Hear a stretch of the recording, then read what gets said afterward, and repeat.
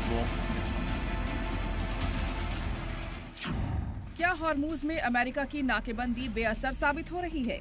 Hormuz पर तकरार एक बार फिर आर पार। 72 घंटे में आएगी गुड न्यूज या फिर शुरू होगी जंग?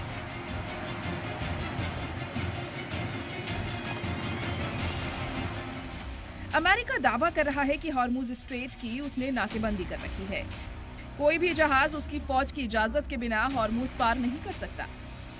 लेकिन ईरान ने जो वीडियो जारी किया है वो अमेरिका के दावों की कलई खोलता दिखाई दे रहा है।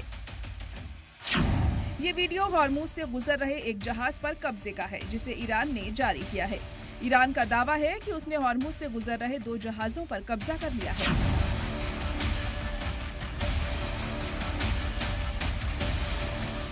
वीडियो में आप देख सकते हैं कि कैसे समंदर में IRGC के जवान बोट पर आते हैं और सीढ़ी लगाकर जहाज में एक-एक कर घुस जाते हैं।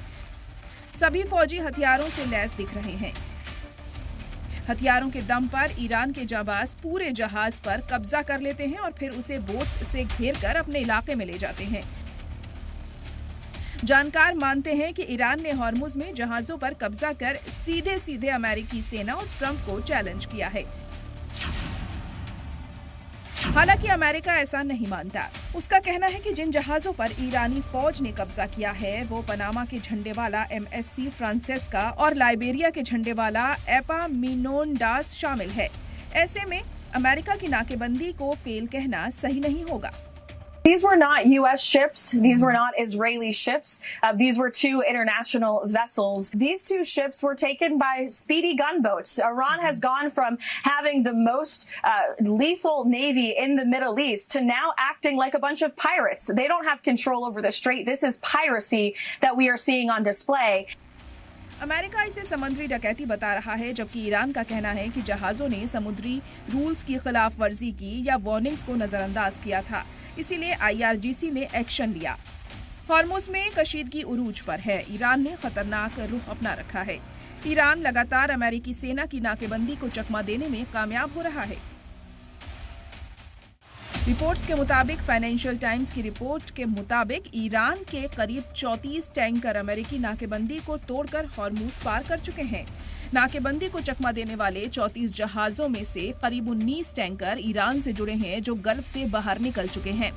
बाकी 15 जहाज अरब सागर से खाड़ी में दाखिल हो चुके हैं और ईरान की तरफ बढ़ रहे हैं।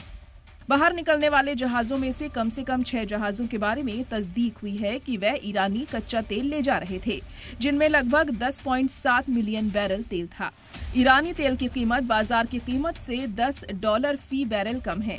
इस हिसाब से इन शिपमेंट से ईरान को करीब $910 मिलियन की कमाई होगी। ईरान ने अमेरिका के दावों को झूठा बताया है और कहा है कि उन्होंने दिखा दिया है कि उनकी नेवी आज भी ताकतवर है। میگن نیروی دریایی شما رو از بین بردیم. این نیروی دریایی که مدعیاً از بین رفته امروز استوار و محکم ایستاده و فاصله 200-300 کیلومتری رو از این نیروی دریایی همواره دارن رعایت میکنن. हॉर्मुज से गुजर रहे जहाजों पर कब्जे के अलावा ईरान ने अमेरिका पर दबाव बनाने के लिए एक और दाव चला है। ईरान ने हॉर्मुज में समंदर के नीचे बिछी डेटा केबल्स को लेकर बड़ी धमकी दी है। IRGC ने इंटरनेट केबल को लेकर वार्निंग जारी की है, जिसके मुताबिक खलीज फारस में डिजिटल इंफ्रास्ट्रक्चर को निशाना बनाया जा सकता है। हॉर्मुज में मौजूद अंडर सी डेटा केबल काफी हसास तरीन है। इनमें किसी भी तरह की रुकावट मिडिल ईस्ट की इंटरनेट सर्विस पर बड़ा असर डाल सकती है। ईरान ने हॉर्मुज में समंदर के नीचे बिछी इंटरनेट केबलों को तफसीली नक्शा जारी किया है और दावा किया है कि 97% से ज्यादा इंटरनेट ट्रैफिक इन्हीं केबल्स से होकर गुजरता है।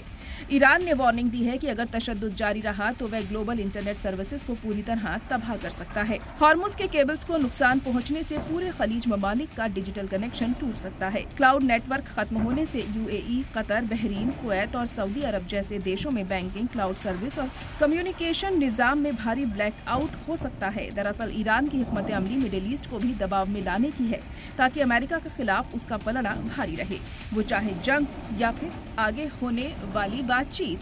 हॉर्मुज को ईरान अचूक हथियार के तौर पर इस्तेमाल कर रहा है।